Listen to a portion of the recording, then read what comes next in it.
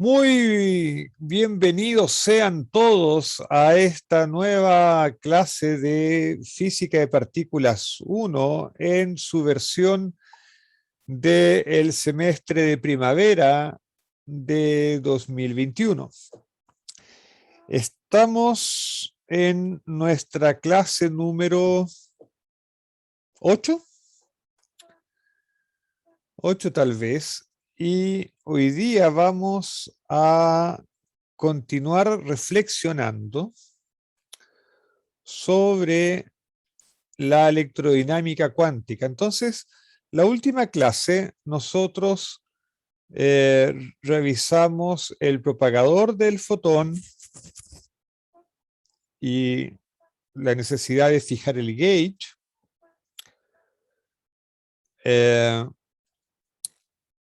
Revisamos los conceptos de quiralidad y helicidad, y lo último que vimos, o no sé si lo vimos, pero lo menciono ahora si es que lo vimos, es que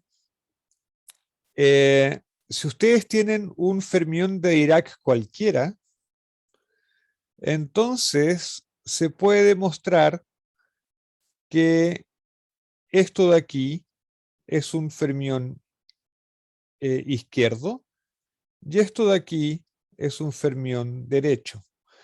Bueno, la demostración de eso es muy sencilla, ¿no?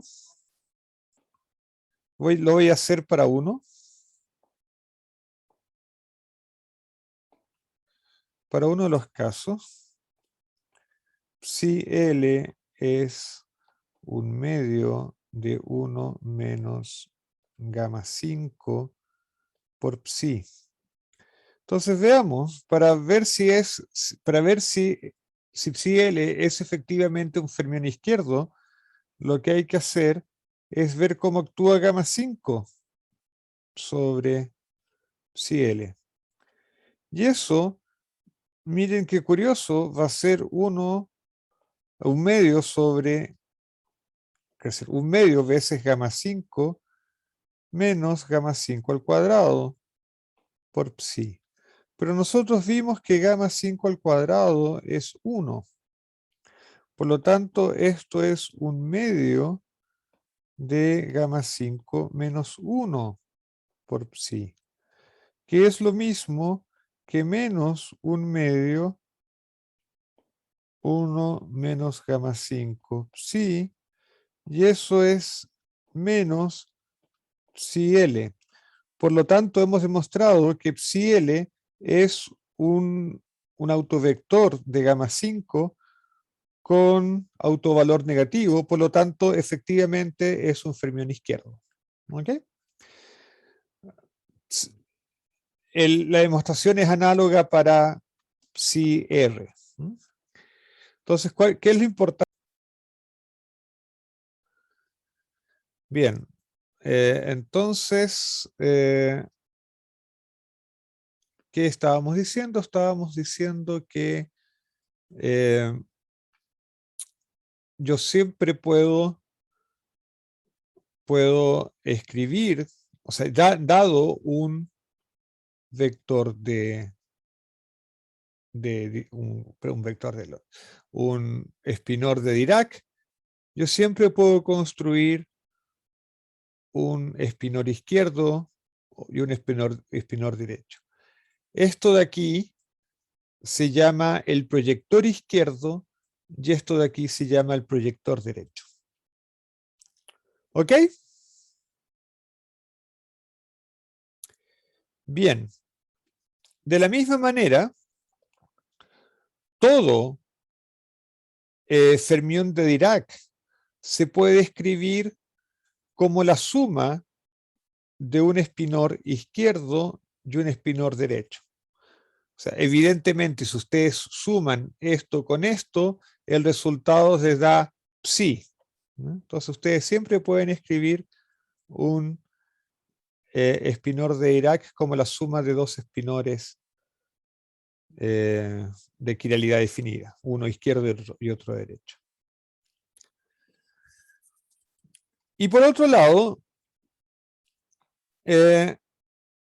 nosotros sabemos que la interacción entre un fermión y el fotón Es esta de aquí. Entonces lo que yo quiero averiguar ahora es cómo es esta interacción en términos de fermiones quirales, o sea, de psi L y de psi R. ¿Okay? ¿Me siguen? ¿Está claro el propósito de lo que vamos a hacer? Bien. Estupendo. Entonces lo que voy a hacer es reemplazar, voy a hacer este reemplazo lo voy a hacer aquí. Y voy a hacer todos los productos. Y los productos, y aquí está todo hecha la multiplicación. O sea, no hice nada muy inteligente, esto es la trivialidad absoluta. Entonces ahora lo que voy a hacer es preguntarme qué es psi L barra. ¿Cuál es el conjugado de Dirac de psi L? Bueno, eso ya es más delicado. Entonces, nosotros sabemos, déjeme recordárselo, que dado un fermión, el conjugado de Dirac es el hermítico conjugado veces gamma cero. Esa es la definición de conjugado de Dirac. Entonces, eso es lo que vamos a hacer. Eso es lo que vamos a hacer con los fermiones quirales. Entonces, el conjugado de Dirac de psi L lo puedo escribir siempre así, de esta manera. ¿Ok? Entonces ahora tengo que aplicar la definición de conjugado de Dirac y tomo el hermítico conjugado aquí y multiplico por la derecha por gamma cero. Como gamma 5 es hermítico, es una de las propiedades que nosotros vimos de gamma 5, entonces yo puedo escribir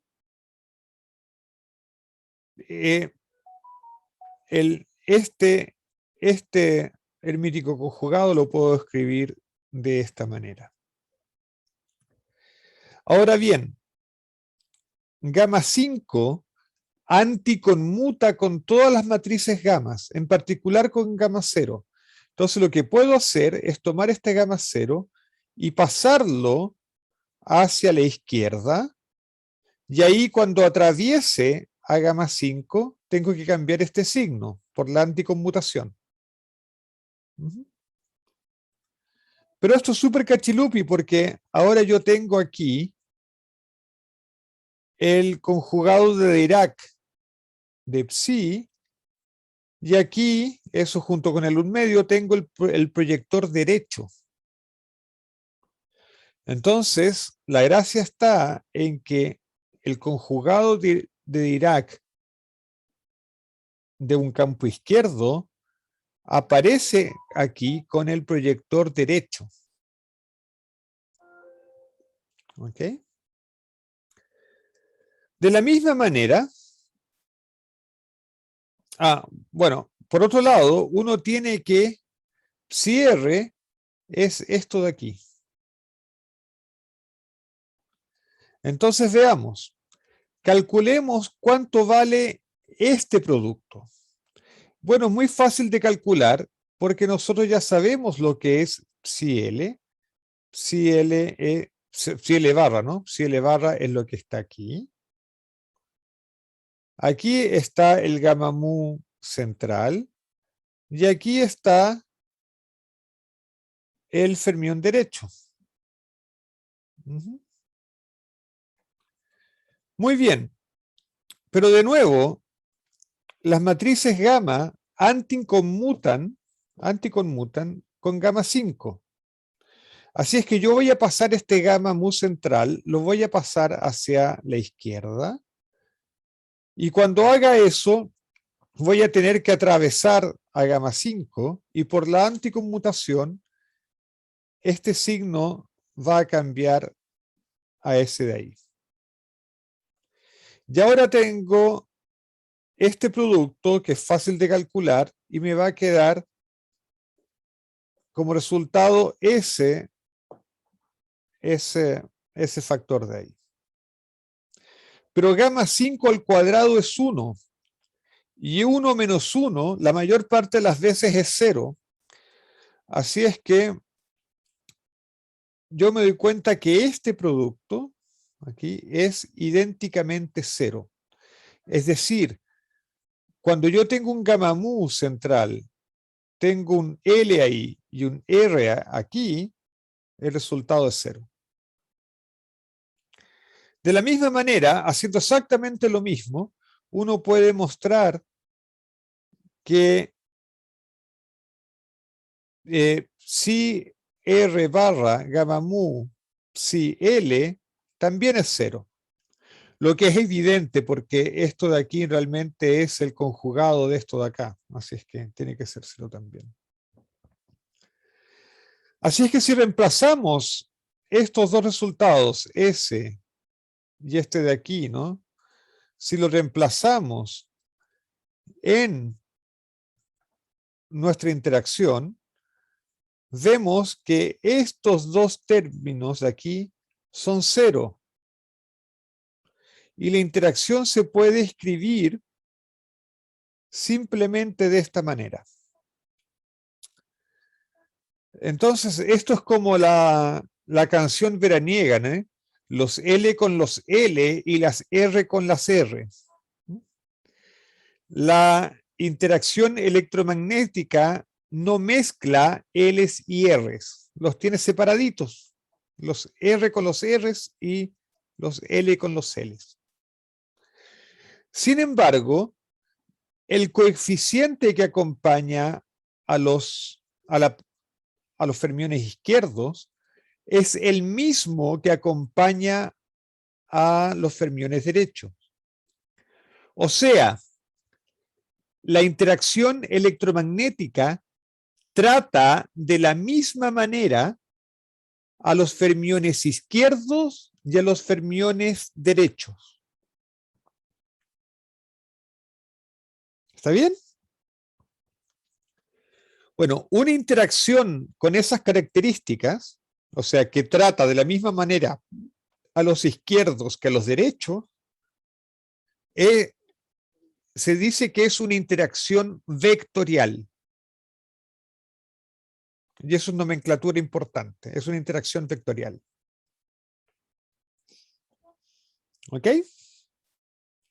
Entonces, las interacciones vectoriales no discriminan entre derechos y izquierdos, los tratan igual.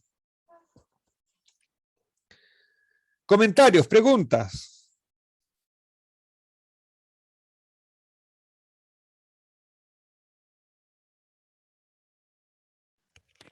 ¿Todo claro? ¿Todo claro? Perfecto. Ok. Ahora vamos a ver esto mismo de otra manera.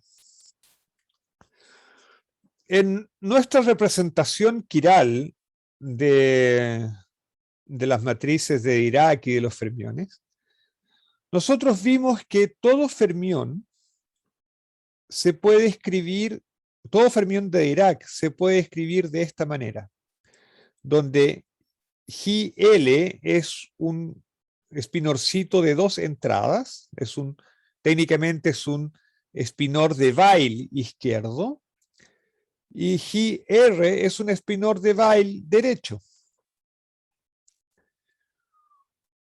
Y si ustedes hacen los cálculos con la definición del conjugado de Dirac, ustedes pueden ver que el conjugado de Dirac de esto es realmente esto de aquí.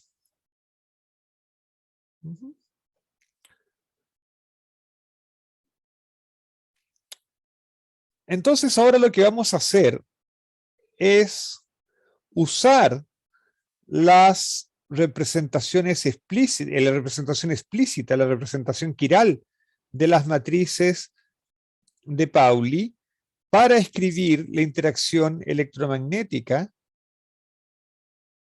en términos de los espinores de Weyl. Entonces, ¿cómo lo hacemos? Bueno, aquí tenemos psi barra, aquí tenemos gamma 0 y aquí tenemos psi.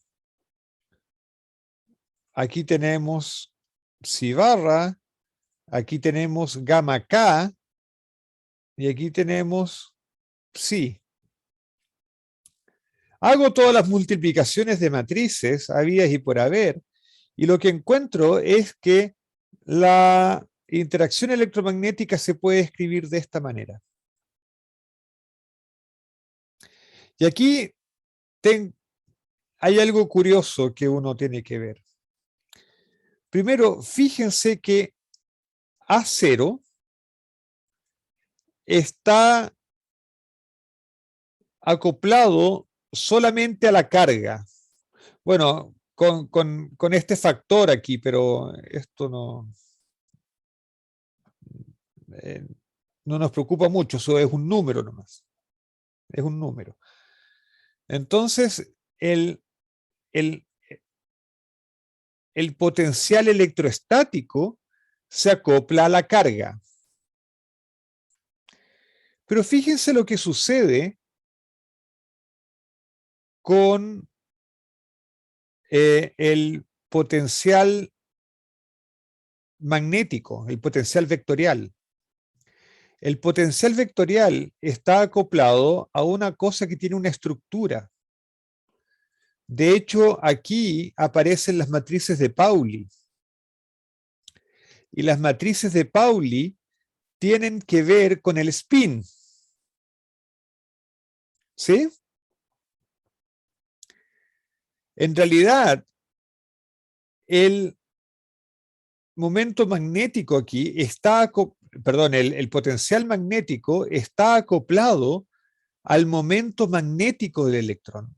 O sea, lo que hemos aprendido es que en esta interacción de aquí, no solamente está escondida la interacción del fotón con la carga eléctrica, sino que también hay una interacción con un momento magnético del electrón. ¿Capich? ¿Eh? Aquí está escondida.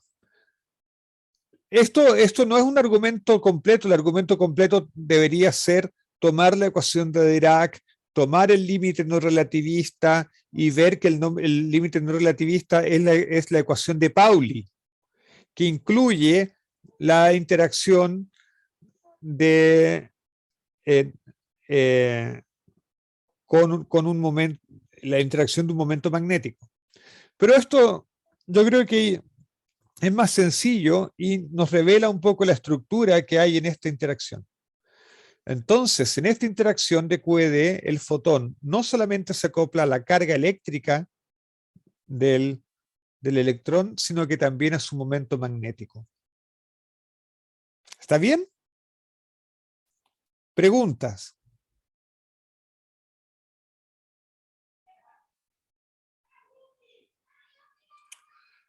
O sea, esto quiere decir que el electrón es un pequeño imán. Es un dipolo magnético. ¿Comentarios? ¿Preguntas? O sea, absolutamente todos los fermiones se pueden. Son pequeños imanes en el fondo. Exacto. Exactamente. Y aquí tampoco hemos estado como distinguiendo si tienen masa o no. Es como. Es solamente una parte de la interacción esto en el fondo. Exacto. Aquí no necesitan tener masa. Lo que sí necesitas tener carga eléctrica. Claro. Esto no sirve con los neutrinos, porque el neutrino tiene carga cero, entonces todo esto se anula, ¿no? Con Q igual cero. Pero entonces todos los fermiones cargados tienen momento magnético, sí. Profe, ¿y ¿Sí? eso es una consecuencia del acoplo minimal que hemos hecho que lleva esa... Esto es una consecuencia del acoplo minimal que hemos hecho, sí. Claro. Sí. De hecho, mira qué interesante. Uno podría pensar en otro tipo de acoplos. Uno podría pensar en un acoplo de este estilo. Sigma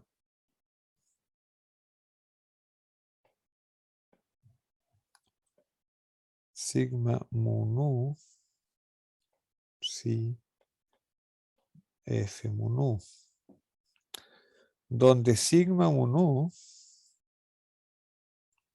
es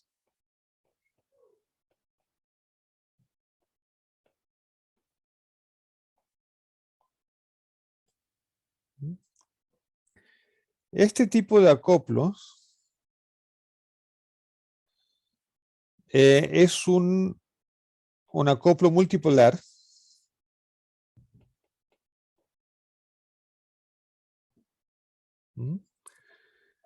Eh, y pueden tener los fermiones que incluso tienen carga cero. Ahora, es un acoplo no renormalizable. Entonces, esto debe venir, si algún bicharraco tiene un acoplo de esta manera, es un acoplo efectivo, ¿no? Que está delatando alguna estructura o alguna cosa de orden superior por loops y cosas por el estilo. Pero uno podría, eh, pensar a bajas energías fermiones, incluso neutros, acoplándose al electromagnetismo a través de esta forma multipolar. Profe, ¿y el neutrón tiene algún momento multipolar alto como este estilo? El neutrón tiene un momento, eh, sí tiene, claro, tiene momentos magnéticos. Lo que creo que no tiene es momento dipolar eléctrico. Sí. Y uno podría pensar en otras cosas, uno podría pensar en cosas así también. F mu nu, F mu nu, F mu nu, F mu nu, psi barra psi. Eso también es posible. También es una interacción multipolar.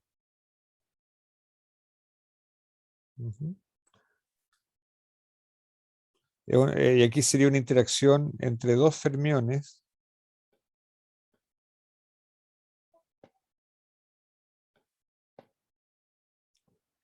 ¿Por qué se me pegó esta cosa?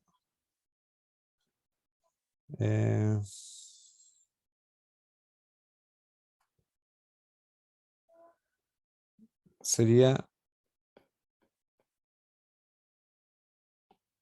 voy a tener que dejar de compartir, parece, y compartir de nuevo. Entonces, en un caso así,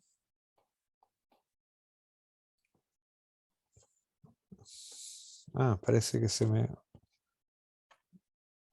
acabó la batería del lápiz.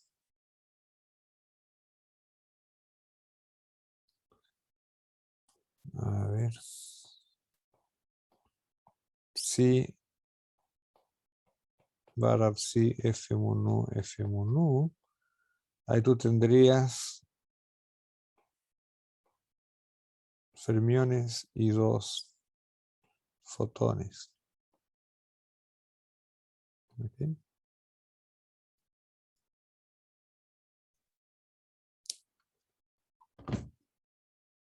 En fin.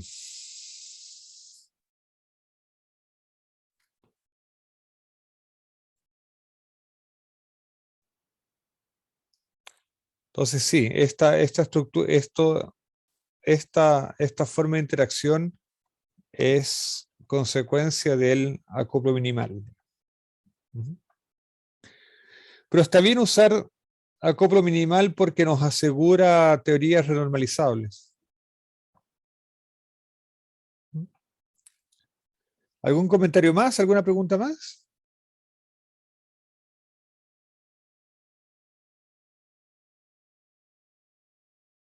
¿No?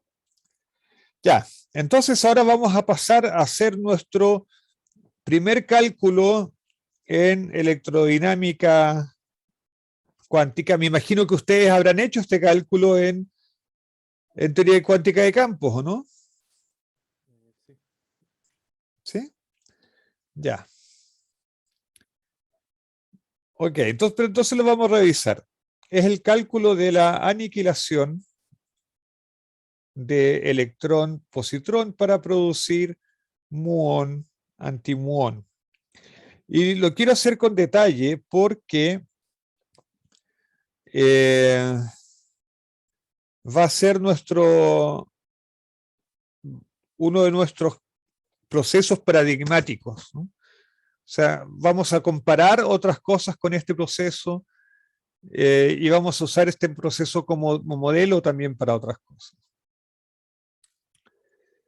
Entonces, el diagrama de Feynman para este proceso, para esta reacción es este de acá. Y aquí tengo especificado los momenta de cada partícula, los índices en cada vértice, Q es el cuadrimomentum transferido, y tengo especificadas las funciones de onda para cada bicharraco, ¿no? Una partícula entrante al vértice está escrita por la función de onda U, una antipartícula saliendo del vértice es V barra, y así sucesivamente. Y vamos a hacer el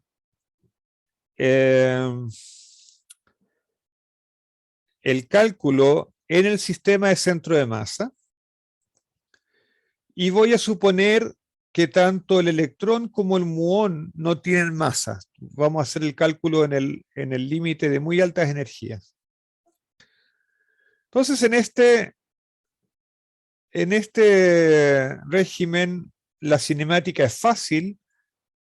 Yo voy a postular que el electrón y el positrón se mueven en el eje X, perdón, en el eje Z. Entonces, los cuadrimomenta son estos de aquí. Y voy a suponer que los muones se mueven en el plano XZ. Siempre puedo escoger un plano así. Así es que aquí están los momenta de los muones. Y ahora uso las reglas de Feynman para escribir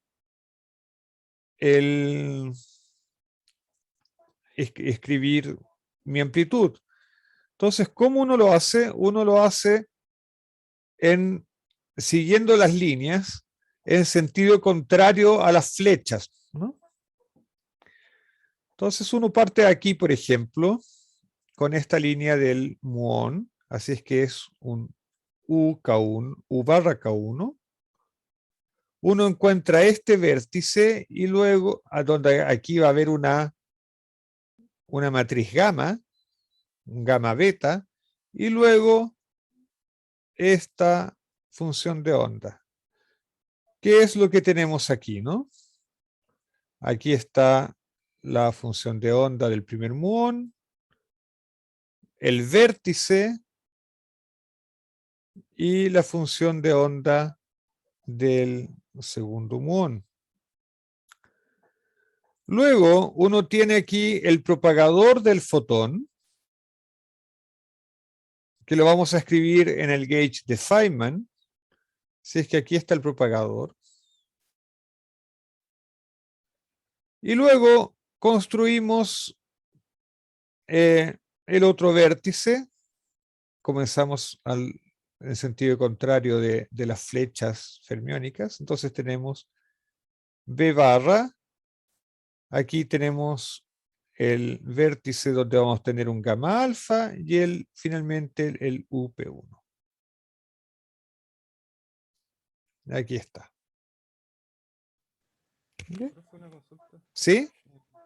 En esa ecuación yo podría escribir el bloque derecho de la expresión donde está BP2, UP1 a la izquierda y el bloque que contiene a UK1, BK2 a la derecha. Sí, ¿Ambos? sí. Tú podrías empezar por el otro lado también. Sí. Ah, ya. Claro que son escalares. ¿No? Exactamente, porque esto de aquí es un escalar y esto de aquí es un escalar, entonces tú los puedes pasear. Ujú. Ya. Exactamente. Profe, ¿Sí? ya que estamos suponiendo que estamos en altas energías y la masa es casi nula, por ese motivo la relación como energía-momentum acá en el cuadro momentum del P1 y el P2 son iguales los P. Exactamente. Por eso es Ya, que, o sea, por eso es que SP es igual a SP, porque yo quiero que P1 al cuadrado sea 0. ya. Si no, habría que ajustar un factor de masa y aquí otra pregunta. ¿Ese factor de masa que tendríamos que agregarle, eh, vería afectado algo en este proceso al final? En esto no, en esto no, hasta aquí es todo igual. Lo único es que después, bueno, vamos a tener que usar explícitamente los momenta y van a quedar expresiones un poco más grandes y vamos a usar ciertas identidades en las que podría aparecer la masa, si es que tuvieran masa, y quedarían expresiones un poco más largas. Ya. Pero nada más. En la escritura de la amplitud, no, ahí no hay ninguna variación. Ujú. Ok. Ahora, me imagino que conocen las variables de Mandelstam. ¿Las conocen? Sí. ¿Todos? ¿Alguien no las conoce? Yo las conozco. ¿Mm? Yo las conozco también. Ya. Entonces, este S es la variable de Mandelstam. Nosotros vemos que es una de las variables de Mandelstam. Nosotros vemos que Q, este Q aquí, por conservación de momento, lo puedo escribir como P1 más P2. Y Q cuadrado es P1 más P2 al cuadrado, y eso por definición es S, uno lo llama S. Ya, entonces ahora tenemos que calcular el conjugado de esto, del elemento de matriz. Y para eso nos conviene hacer un calculillo previo. Vamos a calcular esto de aquí. Y uno escribe entonces primero el conjugado de Dirac explícitamente y después toma el hermítico conjugado. Para eso tiene que dar vuelta a los productos. Y recordamos que gamma 0 es hermítico, pero gamma mu, el hermítico conjugado de gamma mu es un poco más complicado, es esto de aquí. Esa también fue una de las propiedades que vimos hace unos días atrás. Entonces, con eso, yo hago lo siguiente. Yo multiplico estos dos esto es el gamma 0 rojo aquí y el gamma 0 azul, y eso me da 1.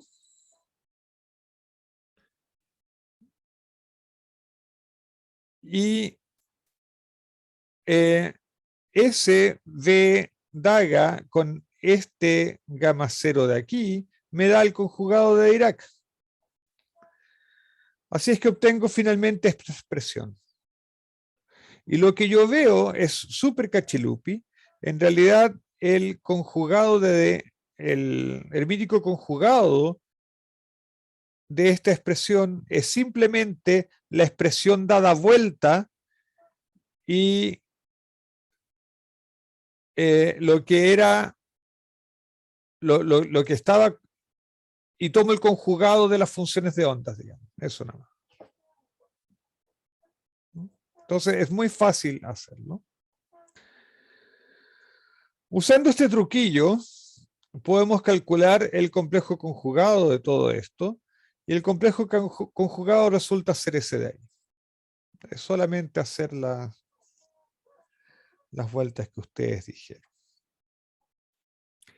Y ahora, para calcular la amplitud al cuadrado, multiplicamos esto por esto de aquí, y obtenemos esta belleza de expresión. Ay, ay, ay. Entonces, ahora, como ustedes bien dijeron al comienzo, estructuras de este tipo, o este tipo, son estructuras escalares.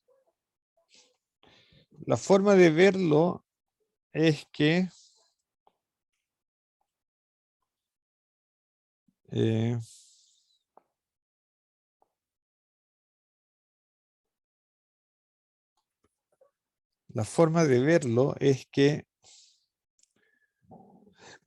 digamos, una función u es un espinor columna, lo mismo que un espinor v es un espinor columna, mientras que u barra es una fila y v barra también es una fila. Y las matrices en gamma son matrices. Entonces, cuando yo tengo, por ejemplo, u barra gamma mu v, eso es una columna por una matriz una fila por una matriz por una columna, y eso es sin duda un escalar, es un número. ¿Ok? La física de partículas se reduce a multiplicar matrices. Eso ténganlo siempre muy presente.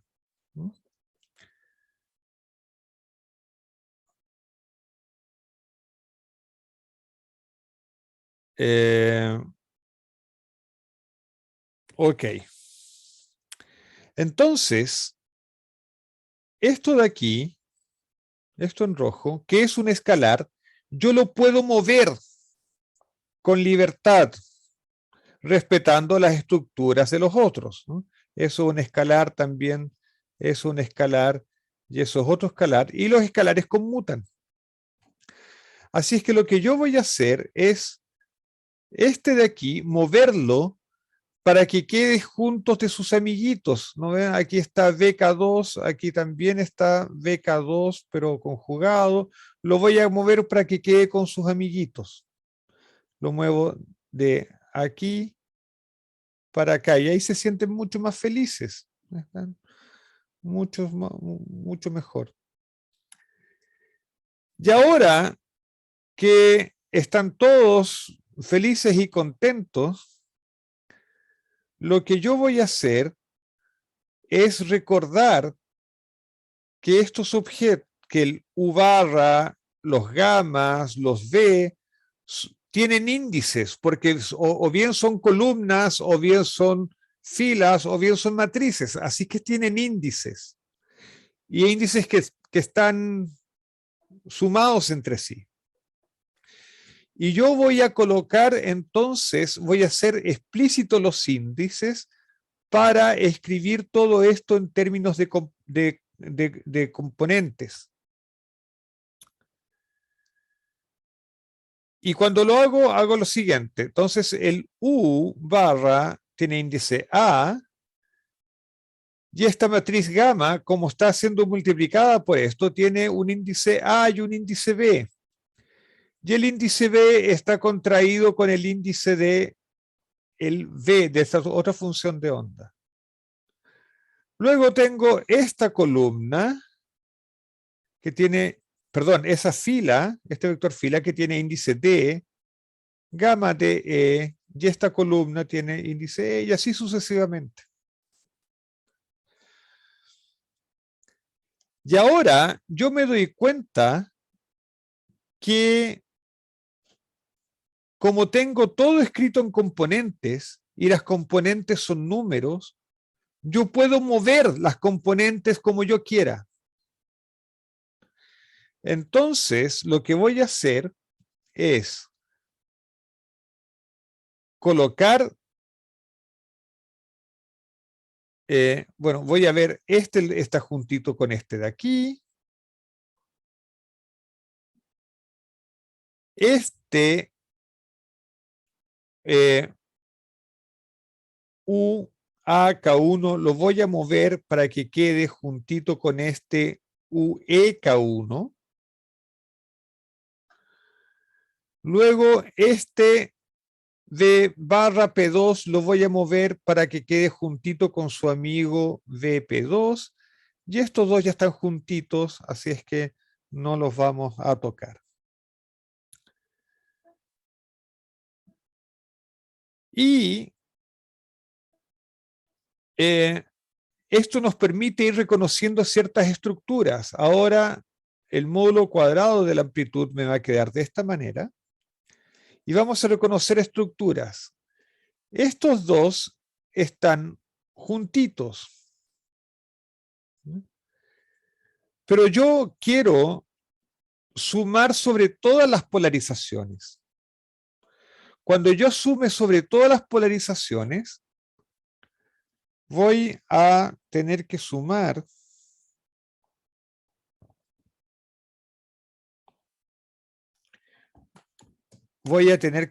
y voy a usar,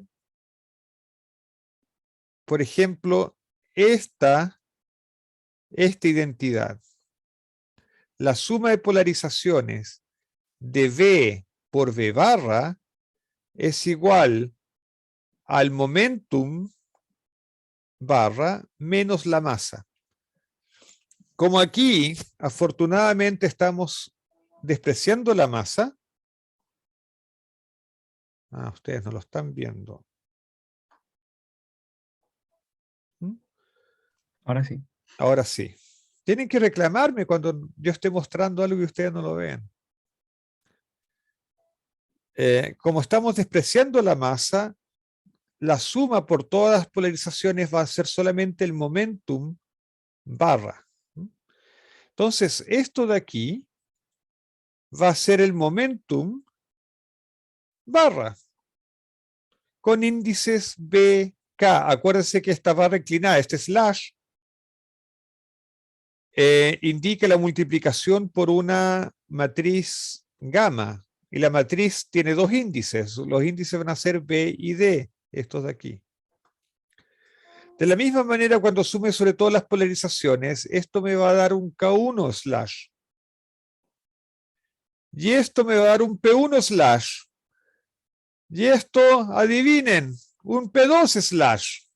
Ahí está, y todos sus índices. Así es que ahora mi amplitud al cuadrado se reduce a esto de aquí. Y ahora yo miro los índices.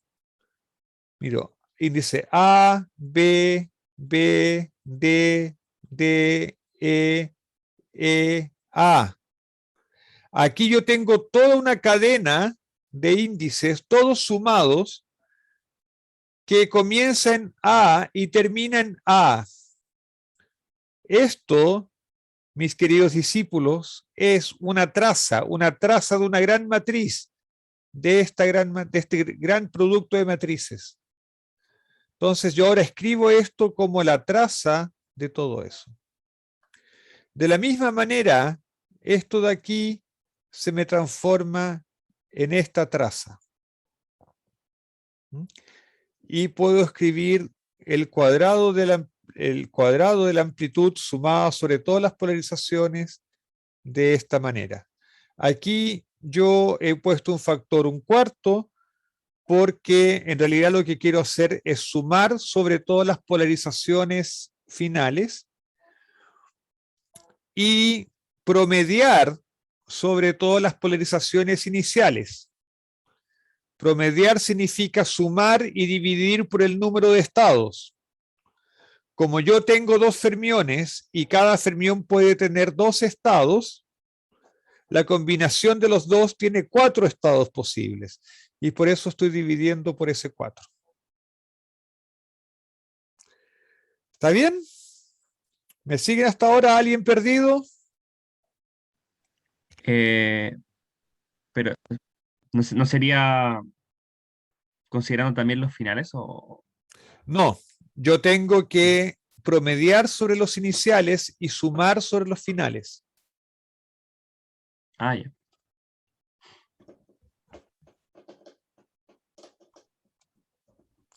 Profe, ¿Sí? Sí. siempre que uno hace estos cálculos, analiza los índices, siempre tiene que cumplirse que se formen esas trazas. Cuando uno tiene fermiones, sí, se van a cumplir esas trazas. Bueno, que si hubiésemos incluido masa ya hubiese complicado todo. Si hubieses incluido masa, aquí habría aparecido un menos m, aquí habría aparecido un k barra más m, y así sucesivamente. Y eso complica un poco las cosas. Pero ustedes hicieron este cálculo alguna vez, ¿no? Sí, sí. O sea, esto para ustedes no es nuevo. Para mí sí.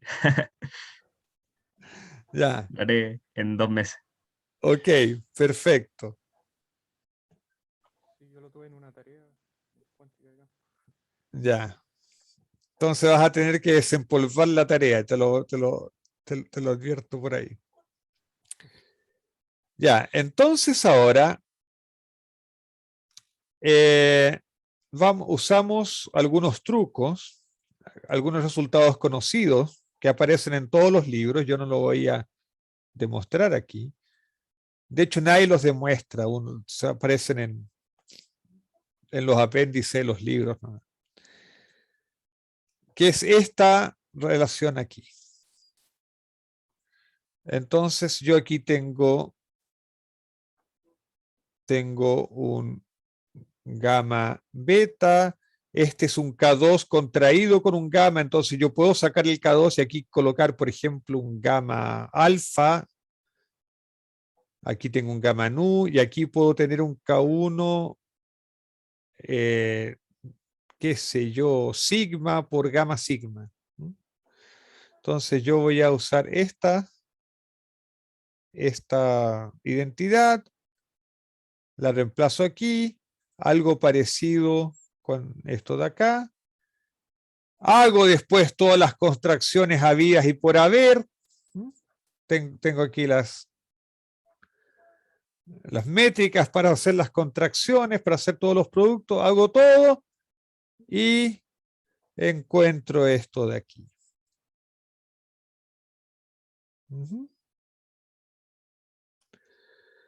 Después hago algunos. Ustedes me dijeron que conocían las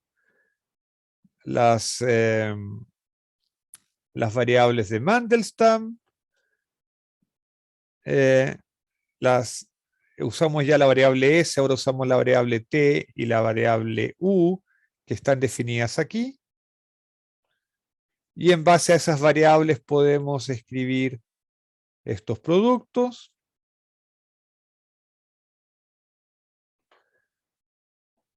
Y con eso podemos escribir esta amplitud al cuadrado de esta manera. Ujú.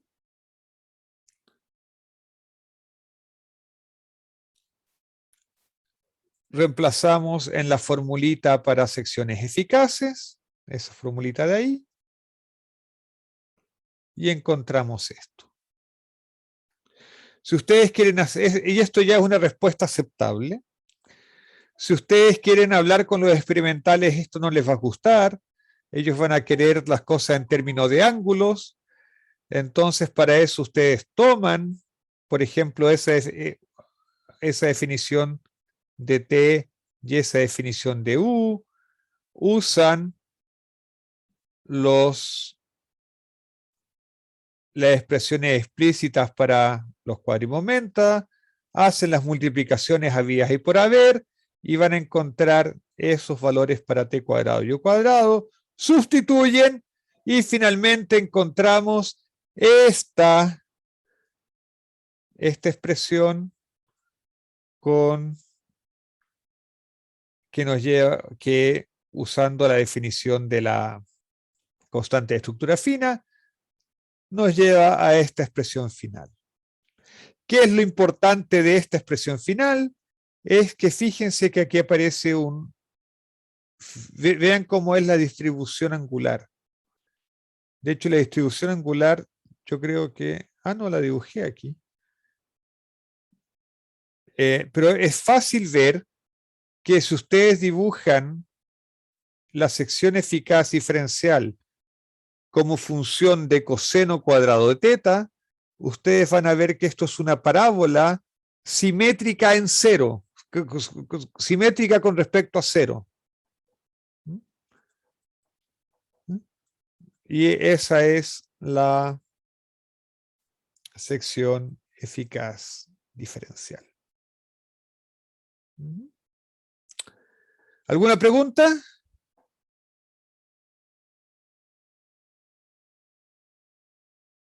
¿No? Bueno, la próxima clase les voy a enseñar un truco que hasta donde yo sé, al parecer es de origen ruso, para hacer estos cálculos más fáciles. Pero por el momento lo vamos a dejar hasta aquí. ¿Y por qué he hecho este cálculo con tanto detalle? Es porque nos va a servir de modelo para hacer cálculos un poquito más complicados después. Y vamos a ir descubriendo, sobre todo cuando nos vayamos introduciendo en los misterios de la interacción débil. Entonces, esta semana lo que nos queda por hacer es que yo les enseñe el truquillo para hacer estos cálculos más sencillos y vamos a empezar a introducirnos directamente en la interacción débil. ¿Les parece?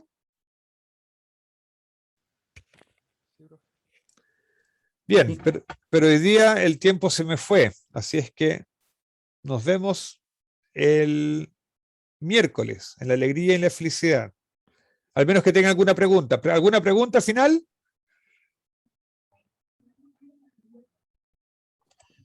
¿No? Ya, si tienen pregunta incluso me pueden escribir, así es que nos vemos. Chao, chao. Muchas gracias. Chao. Chao, profe.